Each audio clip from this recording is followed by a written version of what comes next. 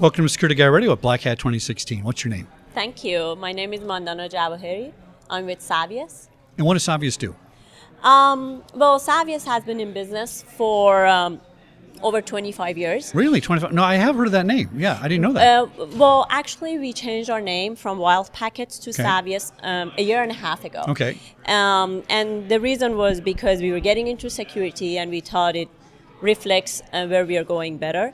So we changed the name to Savvius. We've been expert in network troubleshooting, mostly network visibility and diagnostics. For basic functionality, that's what you did before. Yes, okay. That's what we did before, right. Purely networking. So providing network visibility and performance diagnostics for our customers. And then a year and a half ago, we applied our expertise in networking into security, and we came up with our first security appliance called Savvius Vigil. Now, it's very interesting because you've been the people that have been monitoring the network for 20 years. Yes. That's the nuts and bolts, keeping it up and running.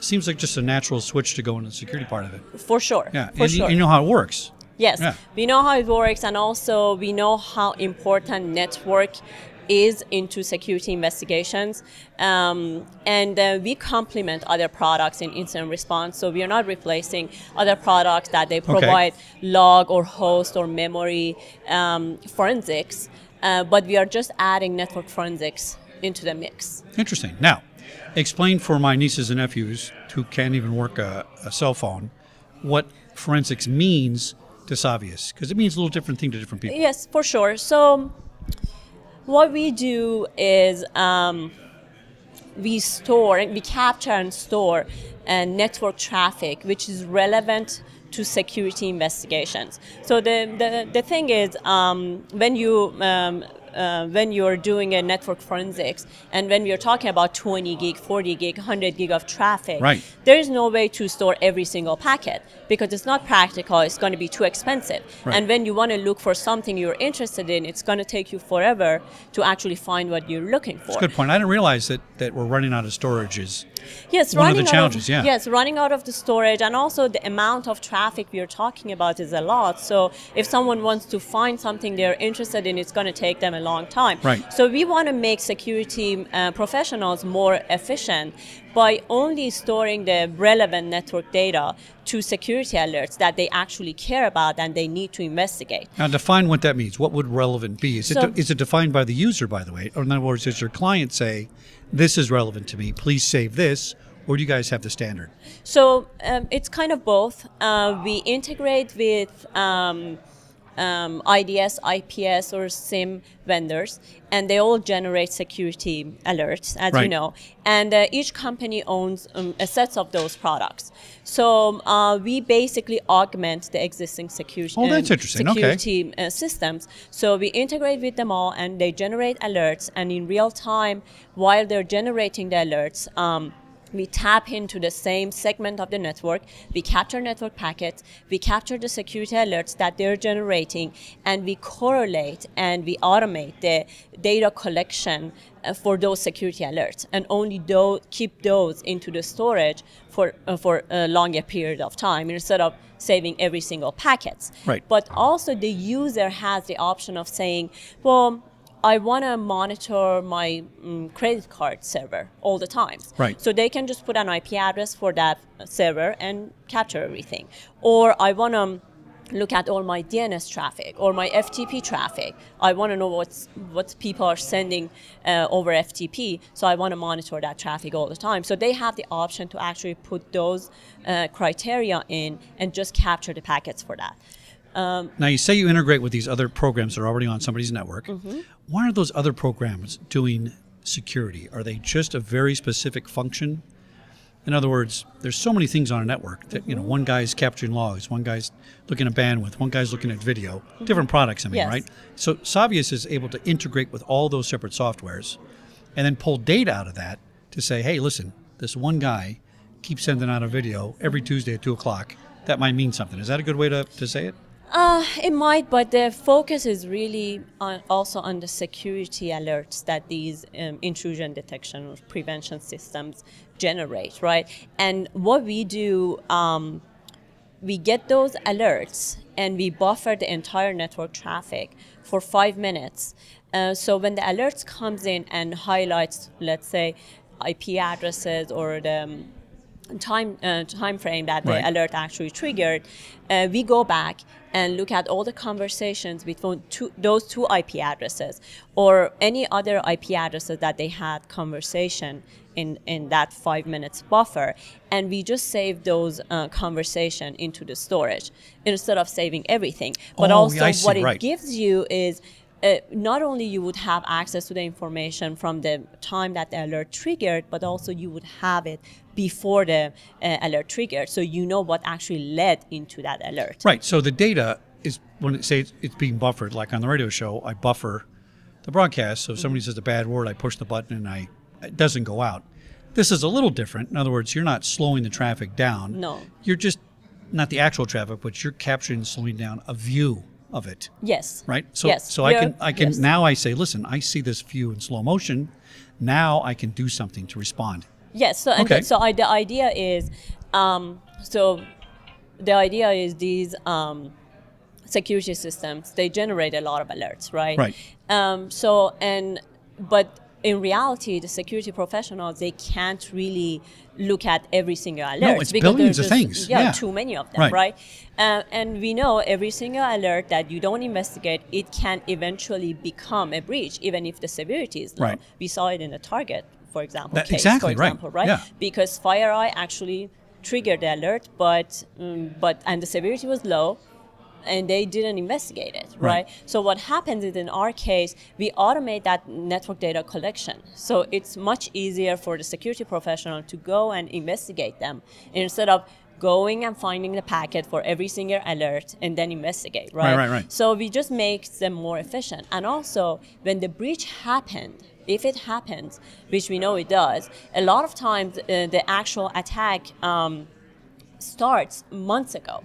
Like we were talking about 3 months, 6 months ago, Somebody told me about that. Right. So another advantage of our solution is because we don't capture every single packet, just the relevant packets. We can give you packets from 6 months ago or even a year ago that you would need for investigating a security breach. Now, what if a packet you don't capture winds up to be a threat? Is that a possibility? Yes, that's a possibility, but again, because of the number of alerts you're getting per second, the chance of us having some network data around that security breach is still pretty high. Oh, in other words, you might have a part of a multiple chain. Exactly. That makes sense, yeah. Because, let's say because it was a 0-day attack, right? So you don't have an alert, but because you had many other alerts in that time period, the chance of having some network traffic, it's still pretty high. Now, can the user, the client, do anything to configure this? In other words, say, listen, Savvius, I just want this thing over here. I don't really care about people stealing my email. I don't care about stealing videos. I care about, this directory over here that has it has the recipe for Coca-Cola in it, right? Or something like that. Yes. So can you go down to that narrow view, or is it have to be a wide net? No, we can, user can filter out the traffic they want to capture. Okay. They can say, okay, exclude all these traffic I don't care about. Right. And only capture these traffic. And also even on the alerts, they can say, I only care about this security alerts at this level of severity, don't capture everything else. So user has complete control and flexibility on what they like to capture and not. So the reason I bring that up, it's funny, but my website wasn't hacked, because hacks means they won, right? That means they got in. Yes. But they tried to get in 20,000 times, yeah. right? And my little radio shows, nothing to hack, right? If you want to steal my shows and listen to them, please do, right? But what made me think about your product was, let's say I was a big organization and I'm getting hundreds and hundreds of different types of attacks from different places, but all I care about is that guy last week that was in France. That's who he was, in France somewhere, we know. Yes. And I would want to turn off everything else because I want to catch this guy. Yes. And anything related to that guy is all I want to see. Can I filter out all those other things and just look at one attack and monitor it? Yes. Okay, good. So that's basically putting an IP address, even range from France, even if you don't know that specific IP That's address. right. Maybe there's a range, yes, right? you can put Okay. a range in, and that's all you monitor. You don't have to monitor everything. And I'm not going to compromise my network No. totally because that data is still coming in. Maybe I have to go back in an archive and find it. Now, Yes. do you create, I know you can't save everything, but do you create some kind of an archive? So let's say I filtered everybody except the guy going after my website. In the background, are you still capturing the other packets? Yes. Okay. Yes. Good. So it's constantly capturing. Right. And we are passive, so we don't have any impact on your network. Good. Doesn't slow anything down. Nothing. Right. Yes. Is there anything going on in the world of legislation where the government's trying to butt their nose into these things and say you can or can't do something? Well, that's interesting you mentioned that because we were in Munich for our partner conference a couple of months ago, and we realized how privacy is important, for example, for It's different the in every German, company. Oh, yeah. Especially we learned that Germany has the most strict Yep. law that you cannot keep information, network information, for more than 30 days. Yeah, So it's crazy. It's crazy, and one of the promises of our product is that you need to actually be able to keep the information for 6 months, for a year, because a lot of the time breaches, they actually get initiated long time ago. Oh, yeah.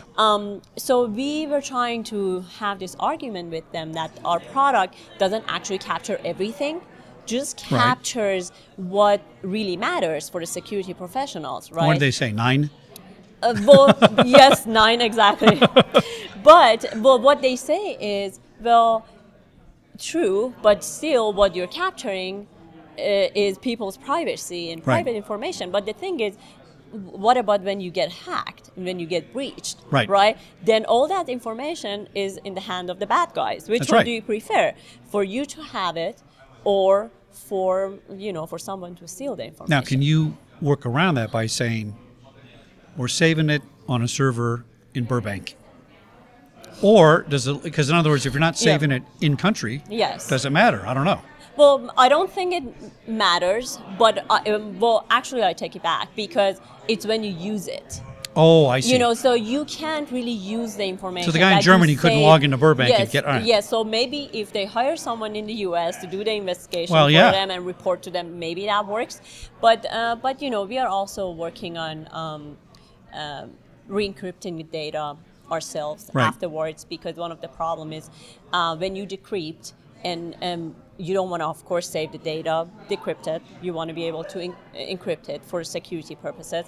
But then if you don't decrypt, which would be fine for our product because we can still save it. That's right. But then later on, when they want to investigate, the keys are actually gone. The certificate's That's right. expired. So how people would be able to do that? So we have a lot of work going on. These are tricky on the challenges. In California, decryption, we have yeah. a lot of strict PII law, personally identifiable information. And if you have a breach, it can cost you up, I think it's $1,500 per person. Yes. So Target, if they got 1 million customers, that's a lot of dough. Yes. In California, you're going to get fined. Yes, for And they sure. do the same thing. They say you can't use certain data a certain way. Not as restrictive as Germany. Yes. But I find, I was talking to Cisco a couple weeks ago, same kind of challenge. Some countries don't let you capture video. No. Well, I want a picture of the terrorist. No, can't do it. Yes. I think they're all going to wake up pretty soon and Well, say, they we got to need do to. it. They need to, Yeah. So yes. it's got to be a There's no way balance. not- yes, and I'm not for exactly. Big Brother, obviously. Yes, of course. But yeah. I'm for a little bit of Big Brother. There's got to be some balance in that, Yes, yes, for sure. Well, give us your name one more time. Mandana Javaheri. And the company website. Savvius.com. Thanks for coming on Security Get Rid. It was a Thank really you good so much. conversation. Uh-huh. Thanks. Thank you.